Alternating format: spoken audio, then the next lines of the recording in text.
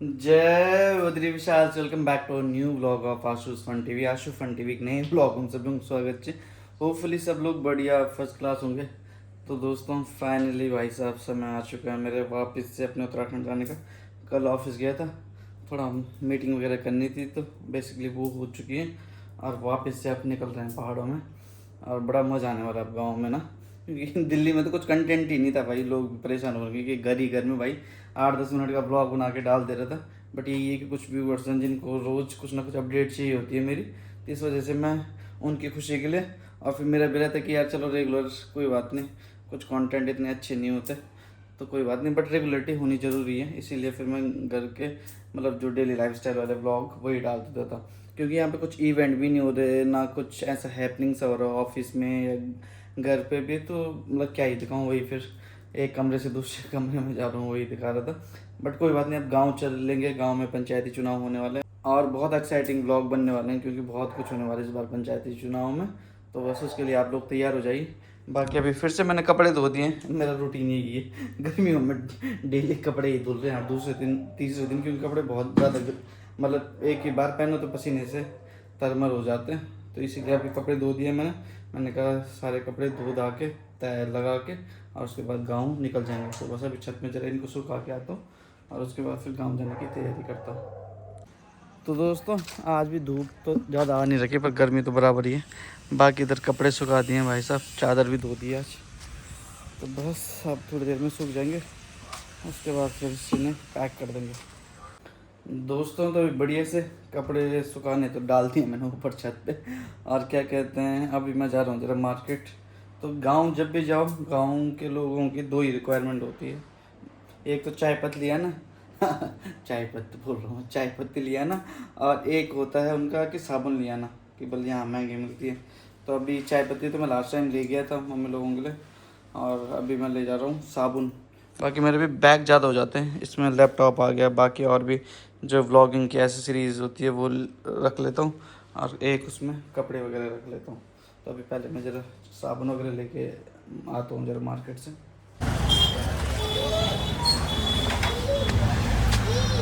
साबुन दे देना भैया, कपड़े धोना लो।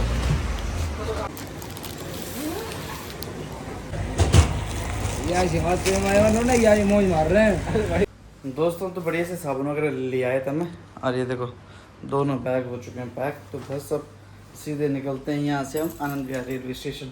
9:45 की वहाँ से ट्रेन है, वो पहुँचेगी सुबह 3:45 के टाइम पे कोटद्वार। तो बस अब देरी नहीं करते, सीधे निकलते हैं। दोस्तों बाहर बहुत ज़्यादा तेज़ बारिश लगी हुई है भाई साहब, बड़ी समस्या होगी कैसे निकला जाए इस बारिश में। छाता लेके जाऊँ क्या करूँ समझ नहीं आ रहा है। छाता ही लेके चलता हूँ, एक छाता है यहाँ पे, इसको अब घर ही लेके चलते हैं, क्योंकि जाना तो है ही। बारिश लगी जब कुछ भी हो, टाइम पे निकलेंगे तो होपफुली टाइम पे पहुँच जाए।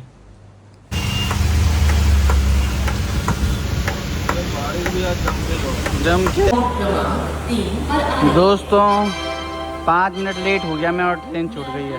बारिश इतनी तेज़ है कि ट्रैफिक में रह गया मैं, और क्या कहते हैं ट्रेन छूट गई है, दिमाग ख़राब हो रहा मेरा, क्या करूँ। दोस्तों गुड मॉर्निंग, सुप्रभात।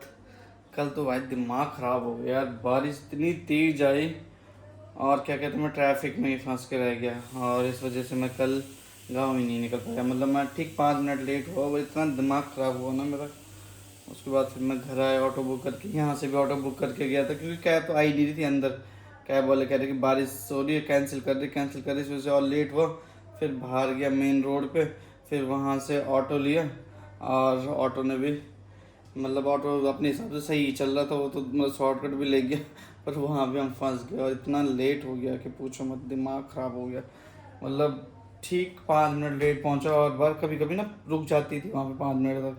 कल रुकी भी नहीं, और मेरे साथ कई और सवारी भी थे जो मेरी तरह लेट हुए थे, कुछ तो 10 मिनट भी लेट हुए थे, उन बेचारों की भी ट्रेन छूट गई। तो आज फिर से कराई है ट्रेन टिकट, अब देखते हैं आज होपफुली कि आज और पहले निकल जाऊंगा मैं।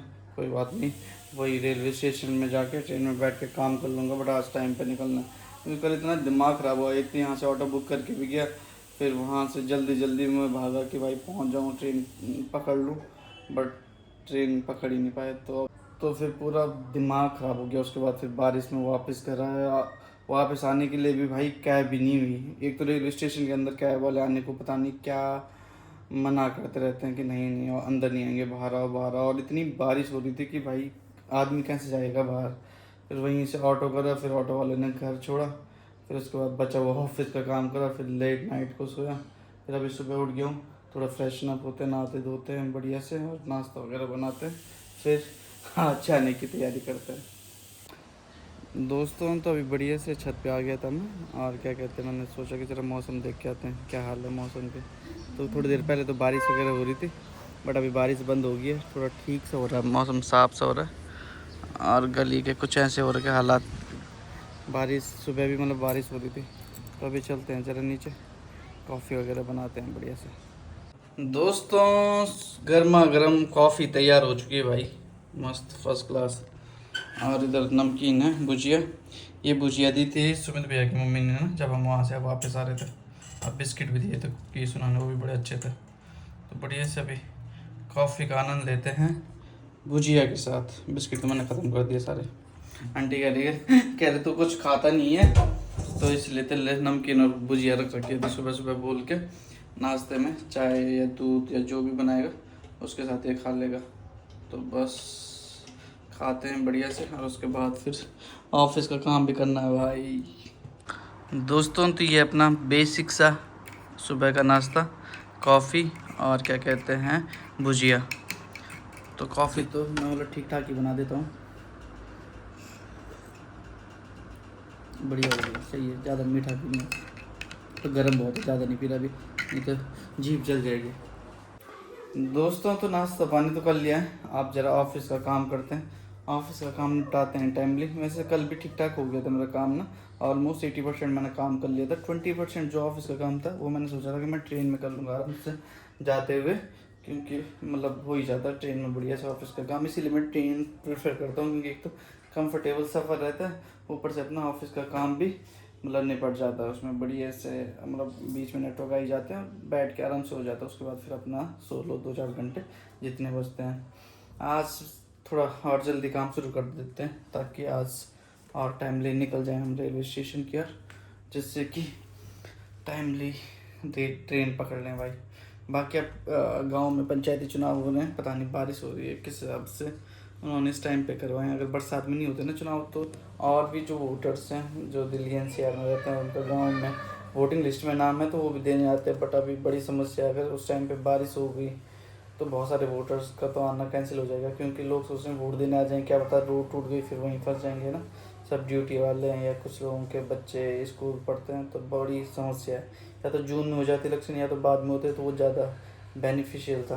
बट अब देखते हैं 28 को है, होपफुली उस टाइम पे बारिश ना हो, एक हफ्ते तक देखते हैं। तो उस टाइम पे कितना बारिश रुकती है, अगर रोड वगैरह सही रही तो क्या पता लोग आ जाएं वोट देने के लिए। बट अगर रोड ठीक नहीं हुई तो बड़ी मुश्किल है, तब वोटर्स और भी कम हो जाएंगे। बाकी कैसे ब्लॉग्स बनाऊँ इन पंचायती चुनाव में, वो आप कमेंट करके ज़रूर बताएं। मिलते हैं फिर आपको कल, देखते हैं कल हम पहाड़ों में पहुंच पाते हैं कि नहीं पहुंच पाते। तब तक के लिए जय बद्रीशाल, जय देवभूमि, जय उत्तराखंड। ये देखो मेरे लैपटॉप के डिस्प्ले में भी अपने आप पहाड़ का वो आ रहा है व्यू, और ये लग रहा है ऐसे कि जैसे सन होगा, बिल्कुल ऊपर जा रहा होगा धूप बढ़िया से।